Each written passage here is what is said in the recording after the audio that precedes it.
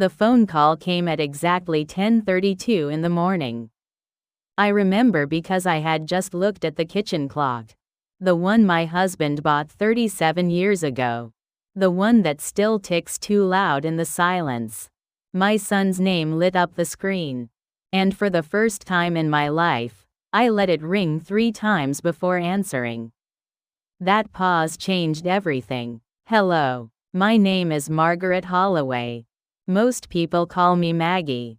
I am 71 years old, and I live in a small brick house in Dearborn, Michigan. The kind of house with a porch swing and hydrangeas that bloom too early every spring. I raised one son in this house. Buried one husband from this house. And 3 weeks ago, I made a decision in this kitchen that I never thought I would have to make. I cut off my own child. Not from my heart. That is impossible. But from everything else. Let me tell you how it happened. That Tuesday morning was cold. February cold. The kind that seeps through window frames and settles into your bones. I was sitting at my kitchen table with a cup of coffee. It had gone cold 20 minutes earlier, but I had not noticed. I was too busy staring at the papers spread out in front of me. Bank statements. Credit card records, trust documents. They looked like evidence. Because they were. When the phone rang, I picked it up slowly. Mom. My son's voice. Tight. Cracked at the edges. Mom, my card is not working. I tried 3 times at the gas station. People are waiting behind me. This is embarrassing. I did not respond right away. I lifted my cold coffee. Took a small sip, set it back down on the coaster. Perfectly centered. Strange thing was, my hands were not shaking. I had done all my shaking the night before. Mom, did you hear me? And the deposit did not come through either. The monthly one. Did something happen with the bank? I smoothed the corner of one of the papers with my fingertip. The texture of it grounded me. I heard you, Derek. So what is going on? Is it a limit issue? A fraud alert? I can call them if. No, my voice came out quieter than I expected. Steadier. Nothing happened with the bank. Then why? I took a breath. Long and slow. Then I said what I had been carrying inside me for months. Maybe years. I did what you asked. I stepped out of your life. Silence on the other end. I could hear traffic. Wind. His breathing. What are you talking about? Last Sunday. At my house. You stood in my doorway and told me you needed space. That I was too much. That your life would be easier without me in it. I did not want to remember that moment. But it came anyway. My front door. My welcome mat. My son's face, avoiding my eyes. Mom, that was about visits. About boundaries. Not about money. To me, it is the same thing. I spoke slowly, carefully. You said you did not want me as part of your life. So I removed my support from your life. All of it. Something clattered on his end. Metal hitting pavement. Mom, I am sorry. I did not mean it like that. I was stressed. Vanessa and I had been fighting. I took it out on you. I was wrong. Sorry. That word used to mean something to me. You are right, I said. You were wrong. So you understand? You forgive me? So we can just. I am done, Derek. I cut him off gently. Like closing a book. Done with what? I looked out my kitchen window. The Michigan sky was that flat winter gray. But that morning, it looked different to me. Clean. Decided. The trust your father set up. The monthly transfers. The emergency card. All of it. I let each phrase land on its own. It ended last night. Mom, that is my money. And there it was. Something clicked into place inside me. Not anger. Just clarity. It is my money, Derek. Your father left it to me with one instruction. Stop if you need to. Those were his words. And I do not need to give it to you anymore. The line went quiet for a long time. I thought he had hung up. Then I heard it. A wet, shaky breath. We put an offer on a house. The closing is next month. Everyone knows. Vanessa's parents. Our friends. My coworkers. I walked over to the sink. Poured out my cold coffee. Watched it spiral down the drain. Then that house was never within your means. Mom, please. Do you know how this will look? What people will think? That is your life to manage now. Not mine. I paused. Added one more thing. And I will be managing mine. He was crying. I could hear it. I thought that sound would break me. For 34 years, that sound could make me do anything. But not anymore. It is not about the money, I said. You need to see how much you hurt me first. Then we can talk. I ended the call. Pressed the side button until the screen went black. The kitchen was quiet again. Just the hum of the refrigerator. The tick of that old clock. And somewhere underneath it all, for the first time in years, I could hear myself breathe. I should tell you who I was before this. I was a wife for 43 years. A mother for 34. A nurse for 28. Richard and I met at a hospital cafeteria in 1979. He was an accountant doing an audit. I was 24, finishing a double shift. He asked if the seat across from me was taken. I said no. We built a life together. Small and steady. Nothing flashy. We paid off this house in 2004. We never took vacations we could not afford.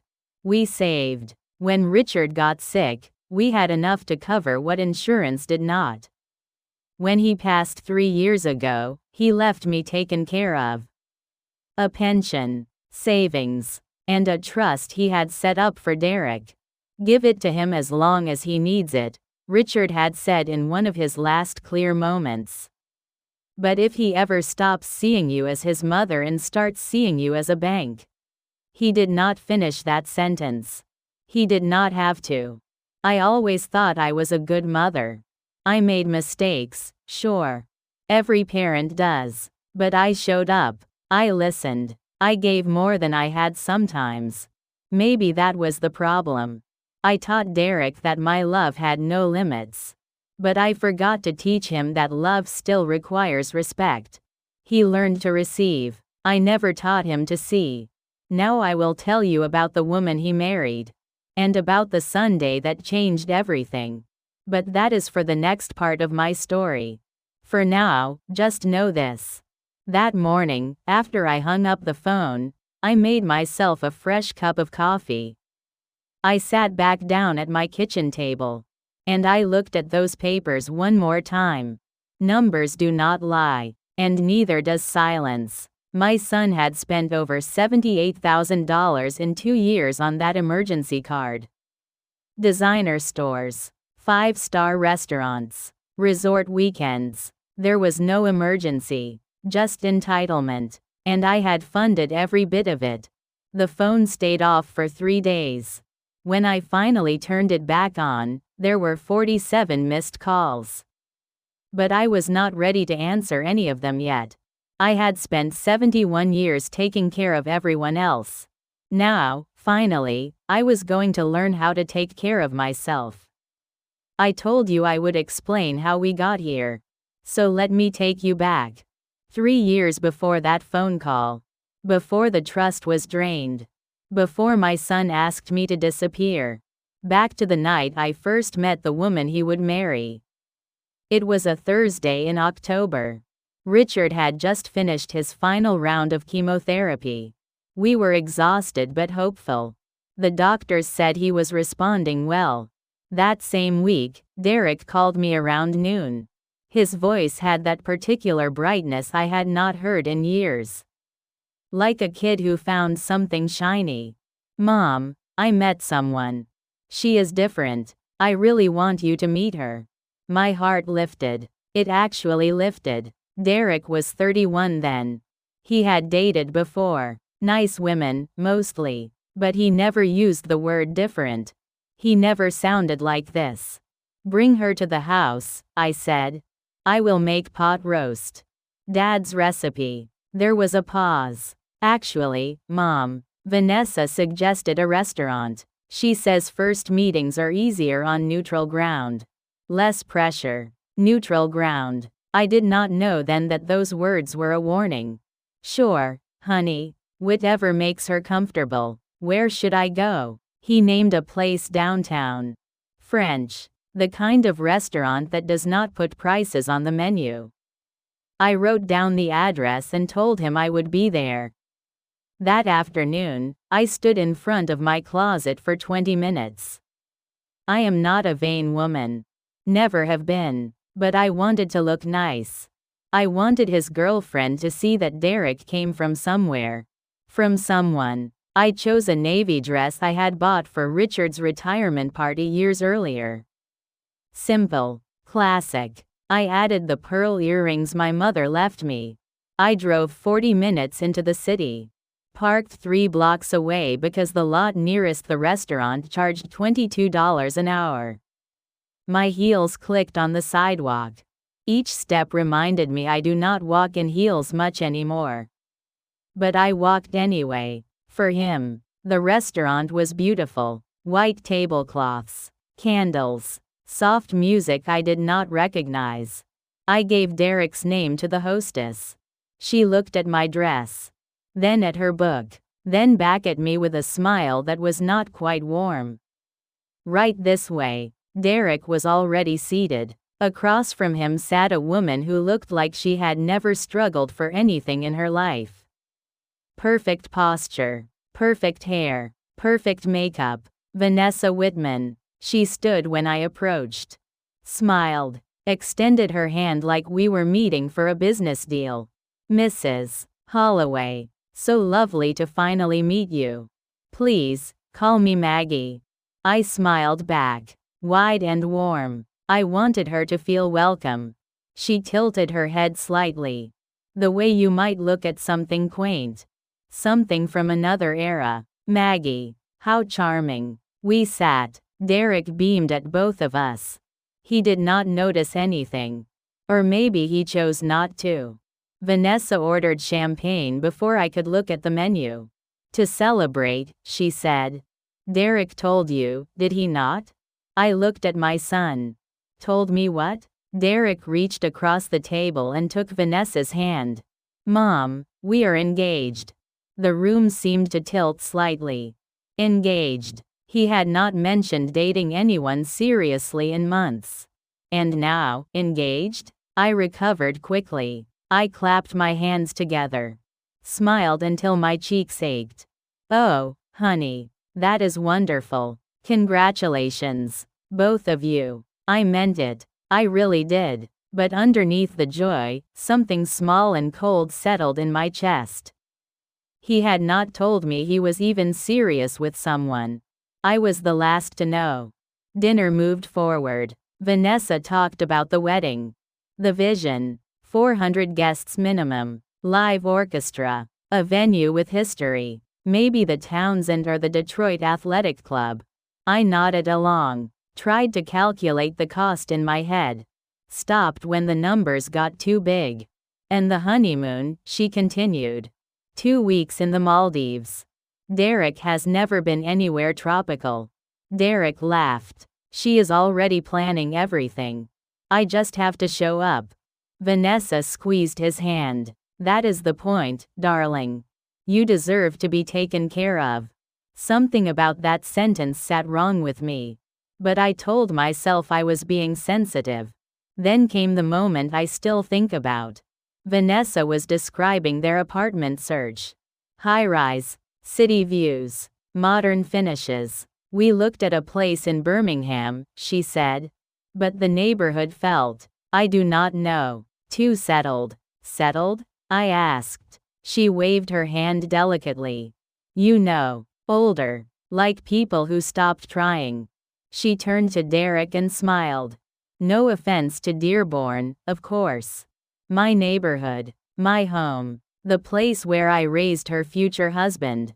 Derek laughed. Not a nervous laugh. Not an apologetic one. A real laugh. Like she had said something clever. Mom's house is definitely vintage, he said.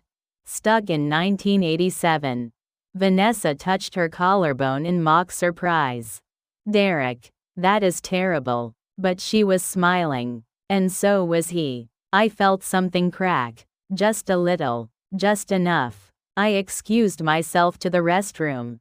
Stood in front of the mirror under those bright lights. My face looked older than I remembered. The lines deeper. The navy dress suddenly seemed dated. Vintage. Stuck in 1987. My own son. I washed my hands slowly. Dried them with a cloth towel. Told myself it was nothing. Just nerves. Just new relationship energy. They did not mean anything by it. When I returned to the table, they were looking at Vanessa's phone. Wedding venues. Floral arrangements. I sat down quietly. No one noticed how long I had been gone. Maggie, Vanessa said without looking up, do you have Pinterest? I can add you to our wedding board. I do not, actually. But I would love to see what you are planning. She glanced at me. Just for a second. Oh, do not worry about it. It is mostly visual stuff anyway. I will have Derek show you the highlights. The highlights. Like I was a guest being given the summary version. The check came. Derek reached for it, but Vanessa was faster. I have got this one. Mom and Dad gave me their card for wedding-related expenses. She said it casually, like it was nothing. I watched her sign without looking at the total. We walked out together. The October air was cool and sharp. Vanessa hugged me. Light. Brief. The kind of hug you give a coworker. This was so great, Maggie. We will have to do it again. I would like that, I said. Derek hugged me longer. For a moment, I felt my son. The real one. The boy who used to rest his head on my shoulder. Love you, Mom. Love you too, sweetheart. I watched them walk to their car. A new Audi. Sleek and black. I walked 3 blocks back to my 12-year-old Honda. The heels hurt more on the way back. That night, I called my friend Linda. She has known me since our kids were in elementary school together. She is the kind of friend who tells you the truth even when you do not want to hear it. So, how was she? I hesitated. She is polished. Polished how? Like a magazine. Everything perfect. Everything planned. Linda was quiet for a moment. And how did she treat you? I thought about the dinner. The small comments. The laugh. Fine. She was fine. Maggie. Linda knows when I am holding back. There were just little things. She made a comment about my neighborhood. Called it settled. Derek laughed. He laughed? He called our house vintage. Stuck in the past. Linda exhaled slowly. That does not sound like Derek. I know. People change when they are trying to impress someone. I know that too. We were both quiet. Give it time, Linda finally said. First meetings are awkward. She was probably nervous. Maybe. And Derek loves you. That does not just disappear. I wanted to believe her. I really did. But here is what I have learned about love. It does not disappear all at once. It gets chipped away. Small moments. Small choices. Small silences. You do not notice until you look down one day and realize there is almost nothing left. After that dinner, I tried. I sent Vanessa a card. Welcomed her to the family. I offered to help with the wedding. Addressing envelopes. Making calls. Whatever they needed. She thanked me politely. Said they had a planner handling everything. I asked Derek if I could take them both to dinner.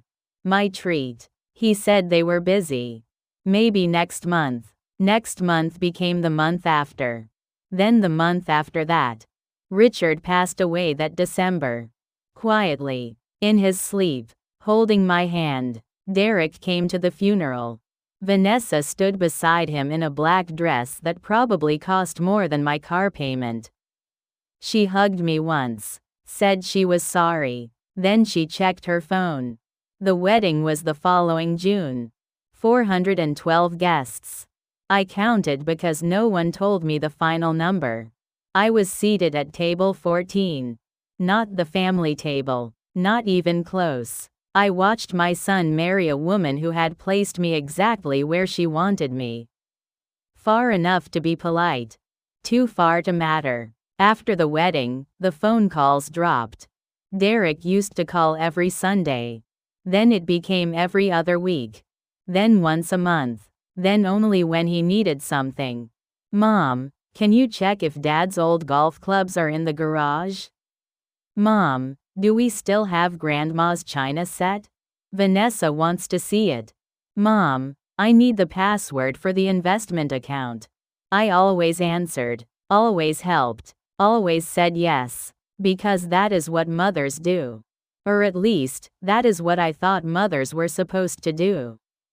Sitting in my kitchen that February morning, with the papers spread out in front of me, I realized something. I had not lost my son all at once. I had handed him away. Piece by piece. Trying to stay useful. Trying to stay loved. And somewhere along the way, useful became all I was. Now let me tell you about what happened next. About the numbers I found on those statements. About the new house they were planning to buy. And about the New Year's Day lunch that finally broke something inside me. That is when I understood. Vanessa did not just want me at a distance. She wanted me gone. After the wedding, I told myself things would settle. Newlyweds need space. Time to build their own rhythm. I understood that. So I waited. I did not call too often. Did not drop by unannounced. Did not ask too many questions. I gave them room. But room has a way of becoming distance. And distance has a way of becoming silence.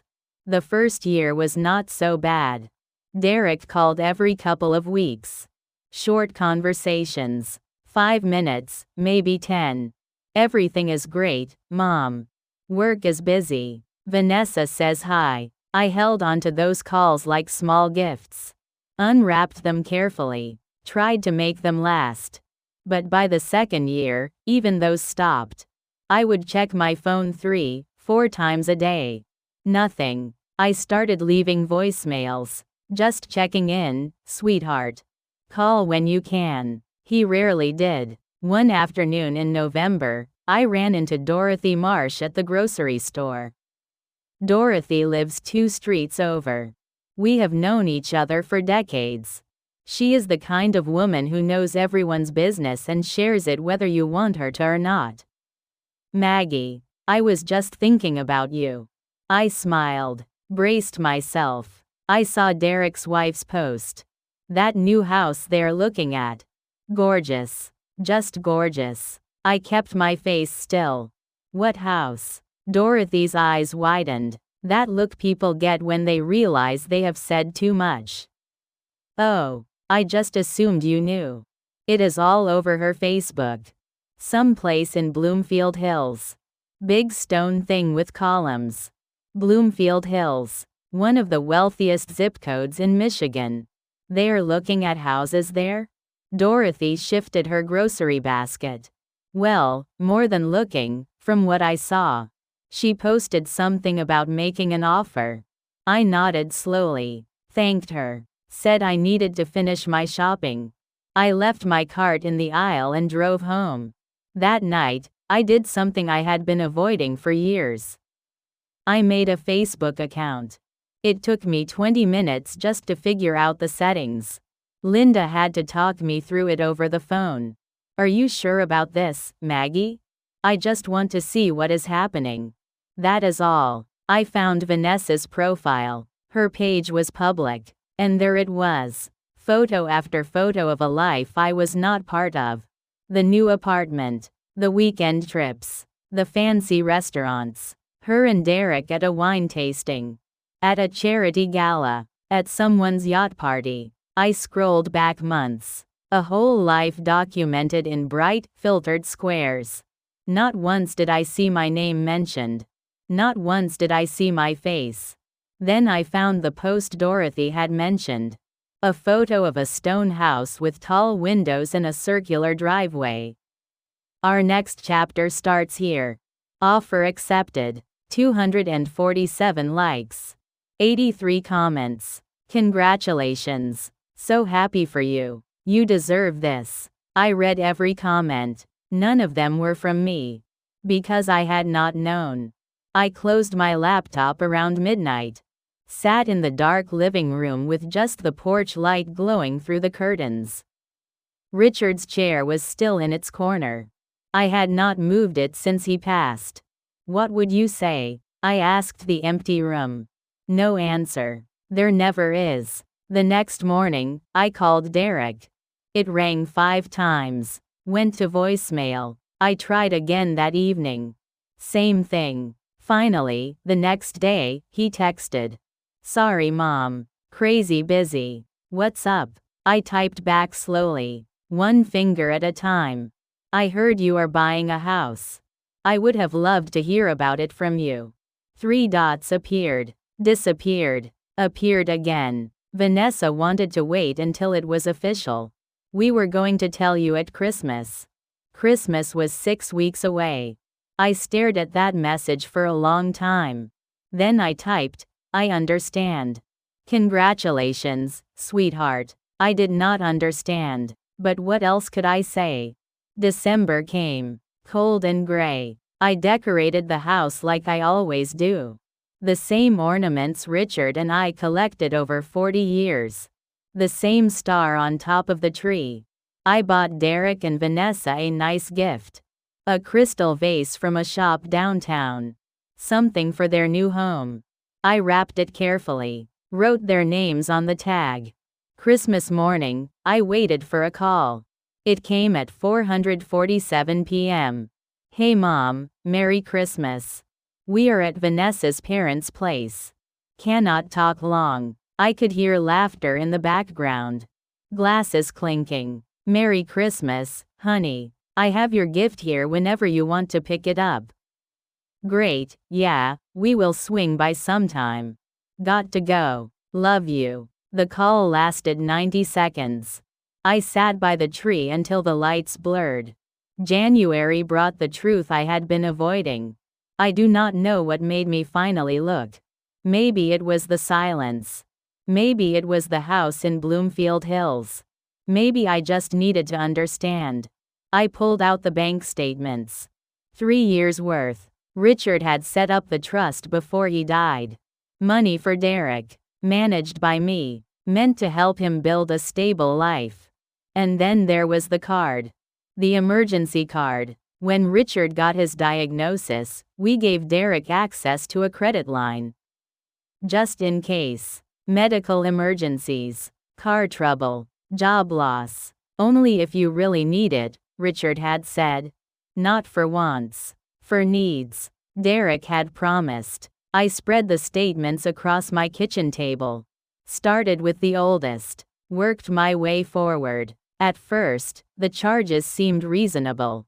Gas. Groceries. A few repairs. But then something shifted. Around the time of the engagement, the numbers started climbing. A charge at Neiman Marcus. $3,200. A dinner at a downtown steakhouse. $847. A weekend at a resort in Traverse City. $2,100. I kept reading. The numbers kept growing. A furniture store. $11,000. A jewelry shop. $4,500. A spa in Birmingham. $1,800. Month after month after month. I got a calculator. Started adding. My hands were shaking by the time I reached the total. $78,000. In 2 years. On an emergency card. For things that were never emergencies. I sat back in my chair. The kitchen was so quiet I could hear my own heartbeat. $78,000. That was my retirement buffer. My safety net. My peace of mind. Gone. Spent on designer clothes and resort weekends and expensive dinners I was never invited to. I thought about calling Derek right then, demanding an explanation, but I did not, because deep down, I already knew what he would say.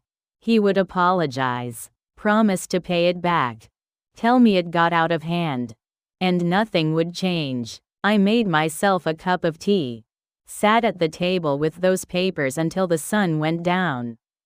I thought about Richard, about what he would have done. He trusted me to manage this, to protect it, to use it wisely, and I had failed, not because I spent it wrong, but because I trusted the wrong person to respect it. That is when the phone rang. Derek's name on the screen. I answered. Mom, hey. So, Vanessa and I were talking. His voice was casual, light, like nothing was wrong. We want to come by for New Year's Day. Have lunch at your place. Start the year right. My eyes moved to the papers on the table. $78,000. Mom, you there? I am here. So, is that okay? We will come around noon? I looked at the numbers one more time. Then I closed my eyes. That sounds lovely, sweetheart. I will make something nice. Great. See you then. He hung up. I sat in the dark kitchen for a long time. Part of me wanted to confront him right there. Lay out every receipt, every charge, every betrayal. But another part of me, the mother part, wanted to try one more time. Maybe face to face, things would be different. Maybe sitting in this house, at this table, eating food I made with my own hands. Maybe he would remember who he was, who we were. New Year's Day, one more chance, one more lunch, one more hope that my son was still in there somewhere. I cleaned the house that week like I was preparing for something sacred. Scrubbed the floors, polished the silver, washed the good china, my mother's plates. The ones with the tiny blue flowers around the edges. I wanted everything to be perfect. I wanted him to see this home and feel something. The night before they came, I stood in the doorway of his old room. I had kept it mostly the same. His high school trophies, his college pennant, a photo of him and Richard at his graduation. He looked so young in that picture. So proud. Where did that boy go? I hardly slept that night. I kept thinking about what I would say, how I would say it. I practiced sentences in my head. Derek, we need to talk about the card. Derek, I have seen the statements. Derek, this has to stop. None of them sounded right. But I promised myself I would find the words. Somehow, New Year's Day arrived cold and bright. I woke up early. Started cooking at 7. Pot roast. Richard's recipe. Derek's favorite. The smell filled the house like a prayer. At 11:45, I set the table. The good china. The cloth napkins. The crystal glasses we only used for holidays. I put fresh flowers in the center. Yellow roses. Then I sat down to wait. Noon came. No car in the driveway. 12:15. Nothing. 12:30. My phone buzzed. Running late. Be there soon. I kept the food warm. Kept waiting. They arrived at 1:15. Over an hour late. No apology. Vanessa walked in first. She did not take off her shoes. Her heels clicked across my floor like punctuation marks. That lunch would change everything. But that is the next part of my story. The part where I finally understood what I meant to my own son. And the part where I decided I could not mean that anymore. They walked into my house like they were doing me a favor. Vanessa first, then Derek. Neither one looked me in the eye. Sorry we are late, Derek said. Traffic. There is no traffic in Dearborn on New Year's Day. But I did not say that. Come in. Everything is ready. Vanessa surveyed the living room the way a realtor surveys a teardown. Her eyes moved from the carpet to the curtains to the family photos on the wall. She did not say anything. She did not have to. We sat at the table. My mother's china, the yellow roses, the pot roast I had been cooking since dawn. Derek sat in Richard's chair. I do not know why that hurt so much. But it did. That chair held 43 years of my husband. And my son sat in it like it was just furniture. This looks nice, Mom. Derek's voice was distant, polite, the voice you use with strangers. Thank you, sweetheart. Help yourself. Vanessa picked up her fork, pushed the food around her plate. I am not that hungry. We had a late brunch at my parents' place. They had already eaten before coming to my house for lunch. I watched them eat, or not eat. Derek took a few bites. Said it was good. Checked his phone twice. Vanessa cut her meat into tiny pieces. Moved them from one side of the plate to the other. The conversation was thin. Weather, work, traffic again. Nothing real, nothing true. After 20 minutes, Vanessa set down her fork. Derek, we should probably get going soon. We have that thing. I looked at my son. You just got here. I know, Mom, but Vanessa's parents are hosting a dinner tonight.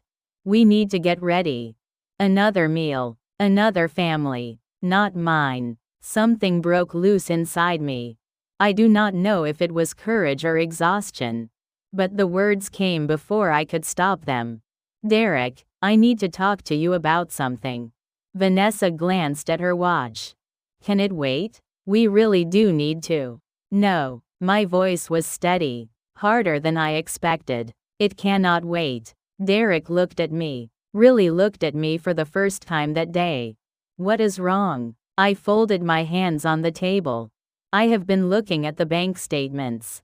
The emergency card. Silence. Vanessa's face went still. I have seen the charges, Derek. All of them. Derek shifted in his chair. Mom, I can explain.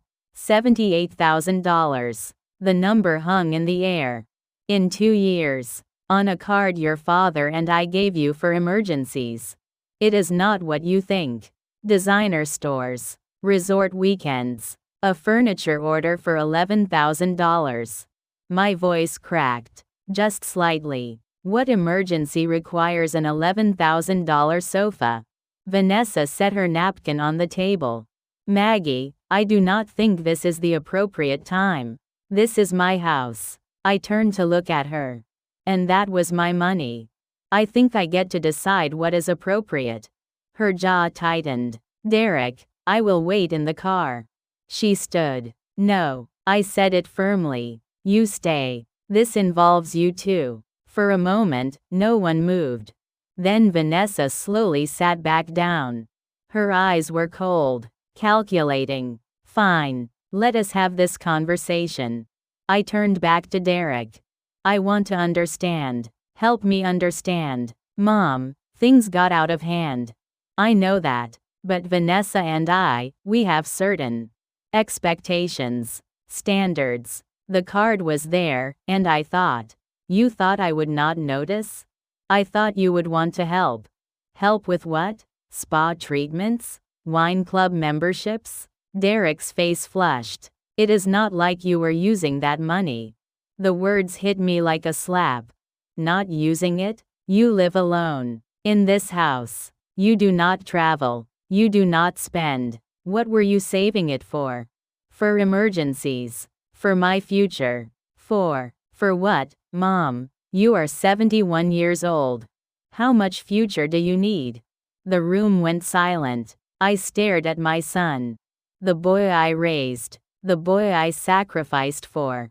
The boy I loved more than my own life. And I saw a stranger. Derek. My voice was barely a whisper. Do you hear yourself? He looked away. I did not mean it like that. Then how did you mean it? He did not answer. Vanessa spoke instead. Maggie, let us be honest here. Her voice was smooth, controlled. You have resources you are not using. Derek is your only child. It is natural for parents to support their children. That is what family does. Family also respects each other. We do respect you. Do you? I gestured around the room. You walked into my home an hour late. You had already eaten. You have spent 20 minutes checking the time. And you have used nearly $80,000 of my money without asking. I paused. Is that respect? Vanessa's mask slipped. Just for a second. I do not appreciate being interrogated. And I do not appreciate being used. Derek stood up. Mom, stop. Just stop. Stop what? This. All of this. The guilt. The questions. The constant need to be involved. Involved? You are my son. And I am also a grown man. With my own life. You cannot keep holding on like this. His voice echoed off the walls. I sat frozen. Derek, no, I am done. He started pacing. Every time we see you, it is the same thing. You want to know everything. You want to be part of everything. It is exhausting. I just want to be close to you. That is the problem, Mom. You are too close. You are suffocating. Vanessa put her hand on his arm. Derek, we talked about this. Remember? Boundaries. He nodded, took a breath, then turned to face me. Mom, we have discussed this. Vanessa and I, his voice was calmer now. Rehearsed. We need space. Real space. Not just distance, but separation. What does that mean? It means we need you to step back. I have stepped back. I barely see you anymore. It is not enough. I felt my heart pounding. Not enough? What else do you want? Derek looked at Vanessa. She nodded slightly. He turned back to me. We want you to stop. The calls. The invitations. The expectations. Derek, we want you out of our lives. The words landed like stones. Out of our lives. I could not breathe. You do not mean that. I do, Mom. I am sorry, but I do. Vanessa picked up her purse. This has been a long time coming, Maggie. It is better for everyone. Better for who? For all of us. You will see that eventually. She touched Derek's shoulder. We should go. I stood. My legs felt weak. Derek, please, look at me. He did not. I am your mother. I know. Does that not mean anything? He finally looked at me. And I saw nothing. It does not mean what you want it to mean. They walked to the door. I followed. 3 steps behind. Like a ghost in my own home. Derek opened the door. Stepped onto the porch. Then turned one last time. Do not call. Do not text. We will reach out when we are ready. When will that be? He shrugged. I do not know. Vanessa was already at the car. Derek walked down the steps. Got in. Started the engine. I stood in the doorway. Watched them back out of my driveway. Watched my son drive away. The door was still open. Cold air rushed in. I could not move. I do not know how long I stood there. Minutes. Maybe more. Finally, I closed the door. Walked back to the kitchen. The food was still on the table.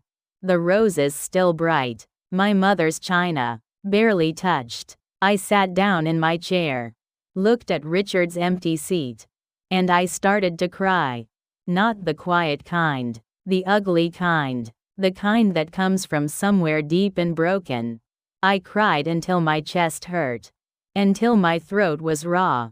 Until there was nothing left. Somewhere around midnight, the tears stopped.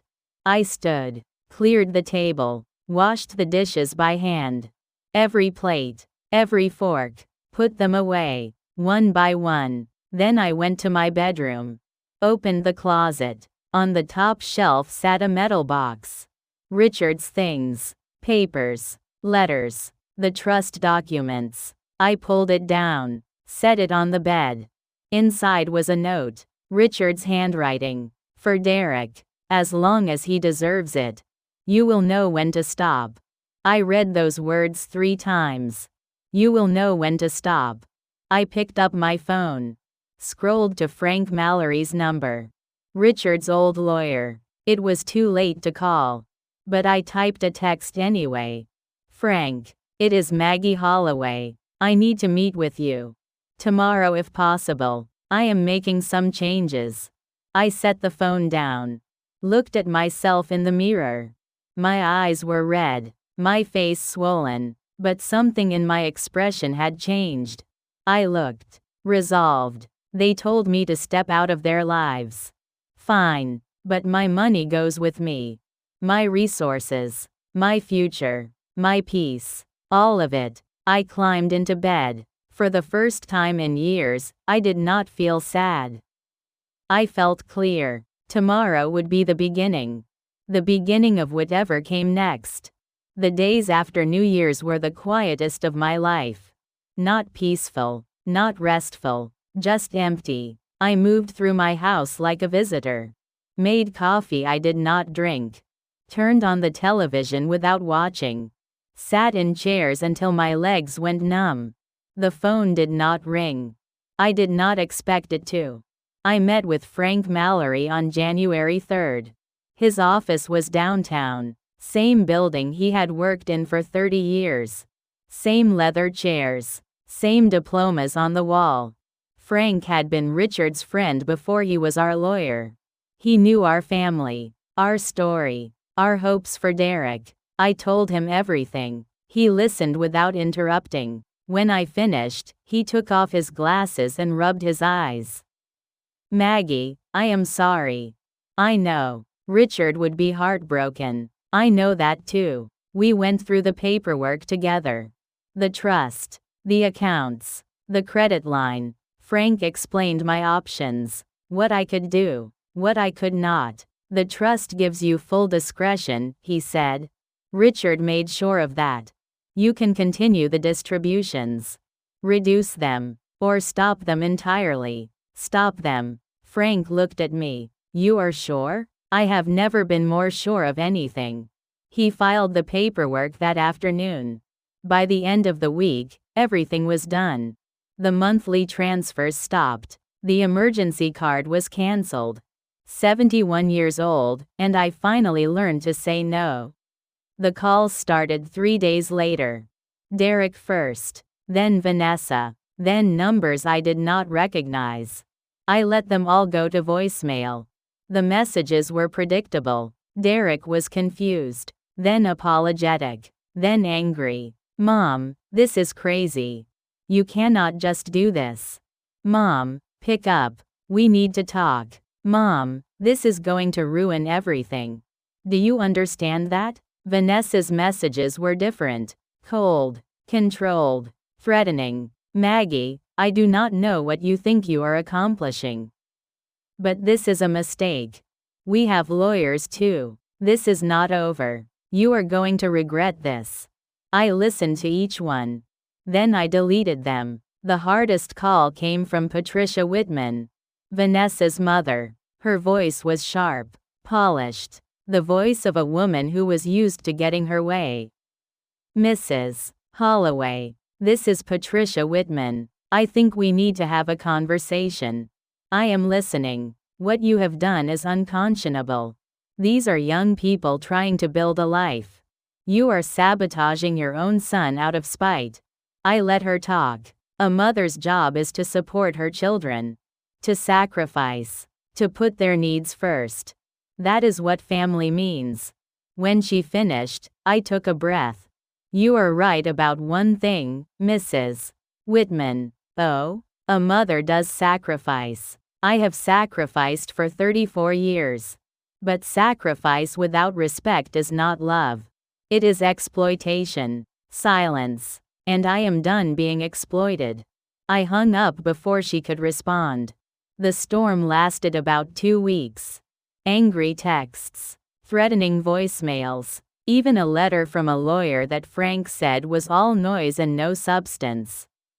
Then, slowly, the noise faded.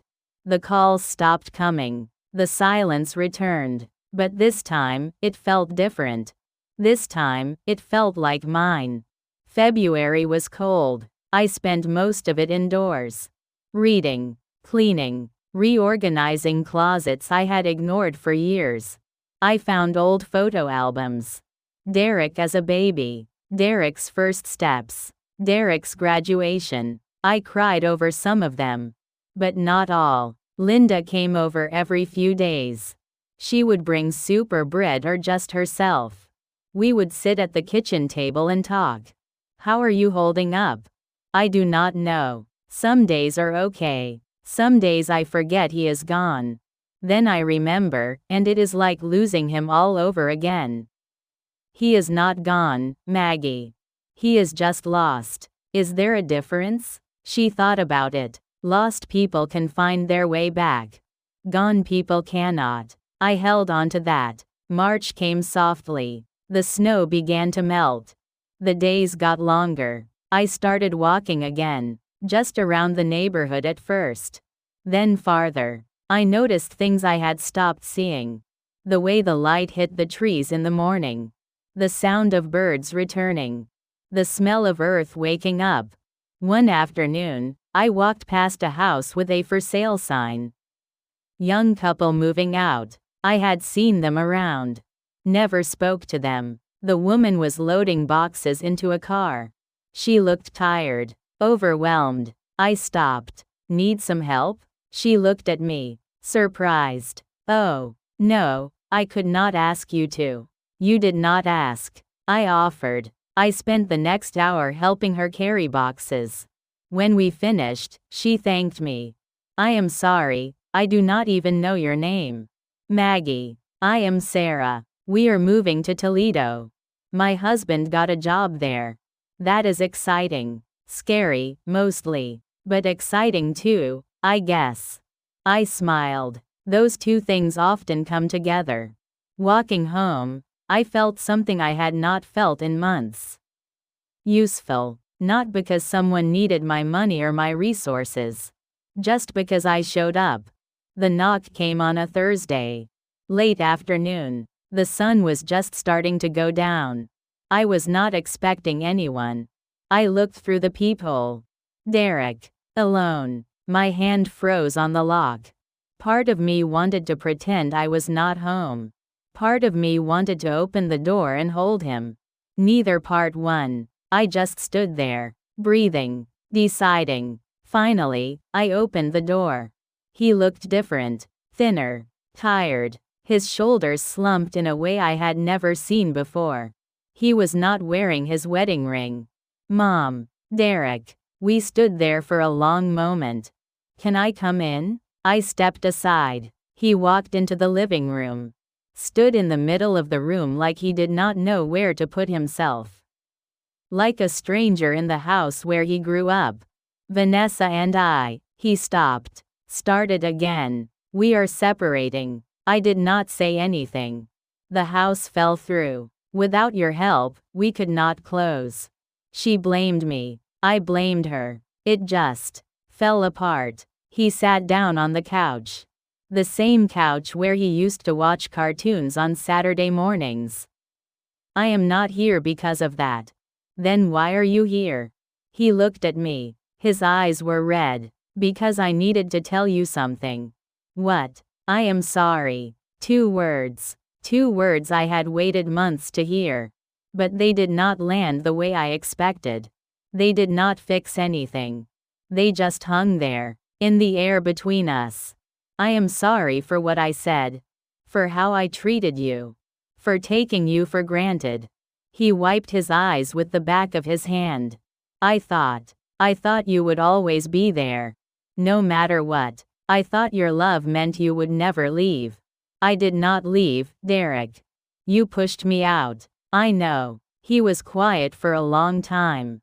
When you cut off the money, I was furious. I thought you were punishing me. I was protecting myself. I see that now. He took a shaky breath. When everything fell apart with Vanessa, I kept thinking about what you said. About respect. About how I had stopped seeing you as a person. He looked at the floor. You were right. I sat down across from him. The chair Richard used to sit in. Derek, I love you. I will always love you. But I cannot go back to what we were. I know. I spent years giving you everything. And you learned to take without thinking. That is partly my fault. I taught you that my love had no limits. I paused. But love has to have limits. Otherwise, it is not love. It is just loss. He nodded slowly. I do not expect you to forgive me. Good. Because I am not ready to. I understand. But I am not closing the door either. He looked up. What does that mean? I thought about it. It means we start over. Slowly. With rules. What kind of rules? You call me once a week. Not because you need something. Just to talk. Okay. You visit once a month. Here. At this table. We have dinner like family. Okay. And you never speak to me the way you did on New Year's Day. Ever again. He swallowed. I will not. If you do, I am gone. For good. Do you understand? Yes. I stood up. That is enough for today. He stood too. Mom, go home, Derek. Think about what you want. What kind of son you want to be. Then come back when you are ready to show me. He walked to the door. Stopped with his hand on the handle.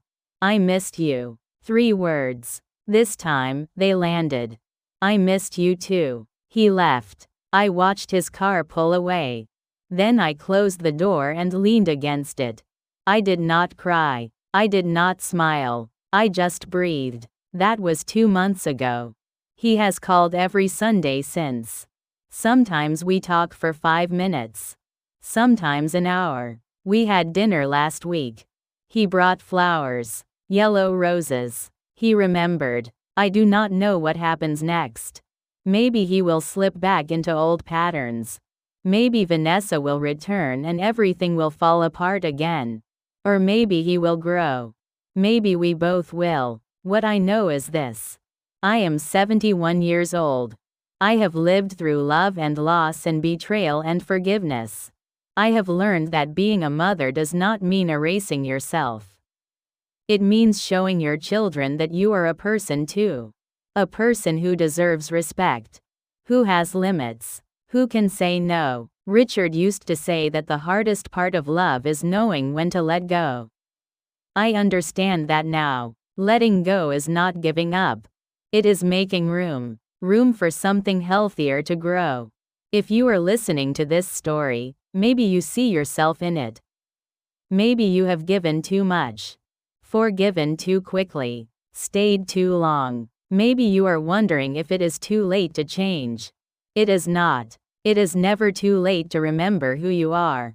To set boundaries. To protect your peace. To love yourself the way you have loved everyone else. The hydrangeas are blooming early again this year.